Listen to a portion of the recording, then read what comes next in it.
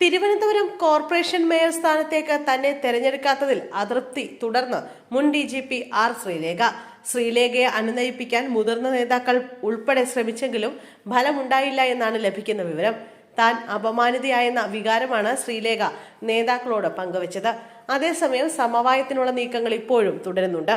പുതിയ മേയർക്ക് ആശംസ അറിയിച്ചുകൊണ്ട് ശ്രീലേഖ ഒരു പോസ്റ്റ് പോലും പങ്കുവയ്ക്കാത്ത അതൃപ്തി വ്യക്തമാക്കുന്നുണ്ട്. മേയറായി ചുമതലയേറ്റ ശേഷം VV രാജേഷും ഡെപ്യൂട്ടി മേയർ ആശാനാഥും ശ്രീലേഖയെ വീട്ടിലെത്തി കണ്ടിരുന്നു. പ്രധാന നേതാക്കളെ കാണുന്നതിന്റെ ഭാഗമായാണ് സന്ദർശനമെന്നായിരുന്നു VV രാജേഷ് പറഞ്ഞത്.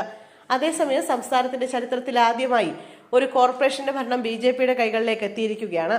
ഈ സന്തോഷത്തിനും ആർപ്പുവിളികൾക്കുമിടെ ആഘോഷത്തിന് മാറ്റുകുറിച്ചുകൊണ്ടുള്ള ആർ ശ്രീലേഖയുടെ തിരക്കിട്ട മടക്കം ഇന്നലെ ചർച്ചയായിരുന്നു. മേയറുടെ സത്യപ്രതിജ്ഞാ ചടങ്ങുകൾ അവസാനിക്കുന്നതിന് മുമ്പേ ശ്രീലേഖ ഹാൾ വിട്ടിറങ്ങിയത് സംസാര വിഷയമായിരുന്നു. അണികളുടെ പടക്കം പൊട്ടിക്കലിനോ മധുരവിതരണത്തിനോ കാത്തുനിൽക്കാതെയാണ് ഇന്നലെ സ്ഥലത്തു നിന്നും ശ്രീലേഖ മടങ്ങിയത്. ഇത് പ്രവർത്തകർക്കിടയിലും രാഷ്ട്രീയ വൃത്തങ്ങളിലും ഞെട്ടലുണ്ടാക്കി.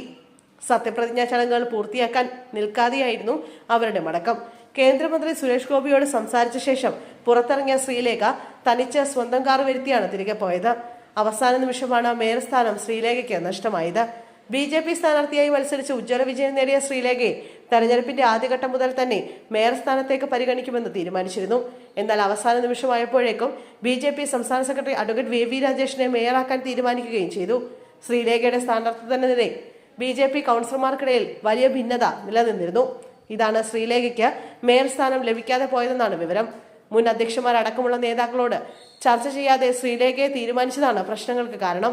K സുരേന്ദ്രൻ ഉൾപ്പെടെയുള്ള നേതാക്കൾ കേന്ദ്ര നേതാക്കളെ വിളിച്ച് കടുത്ത ആശങ്ക അറിയിച്ചതും പിന്നാലെ RSS ഇടപെടലും പദവി രാജേഷിലേക്ക് എത്തിച്ചു.